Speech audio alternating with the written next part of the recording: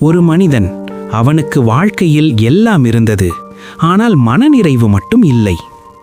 கடவுளே, எனக்கு பணம் வேண்டும், தங்கம் வேண்டும், வைரம் வேண்டும் என்று அவன் பேராசையுடன் வேண்டினான்.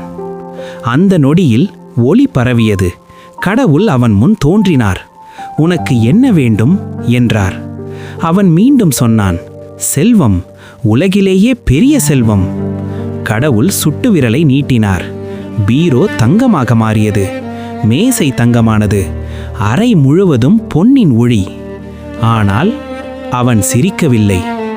இன்னும் உனக்கு என்ன வேண்டும் என்று கடவுள் சோர்ந்து கேட்டார். அவன் மெதுவாக சொன்னான், அந்த விரல் வேண்டும். ஒரு நொடி அமைதி. செல்வம் வேண்டியவன் இப்போது சக்தி வேண்டுகிறான். பேராசைக்கு முடிவு இல்லை.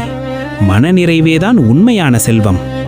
அந்த நொடியில் கடவுள் மாயமானார். அறை முழுவதும் இருந்த தங்கம் மீண்டும் சாதாரண பொருள்களாக மாறின. ராகவன் தனியாக நின்றான். அப்போது அவனுக்கு புரிந்தது, செல்வம் கிடைத்தாலும் பேராசை குறையாது, சக்தி கிடைத்தாலும் திருப்தி வராது. ஆனால் மனநிறைவு இருந்தால் எதுவும் வேண்டியதில்லை. அன்று முதல் ராகவன் அவன் இருந்ததை மதிக்க கற்றுக்கொண்டான்.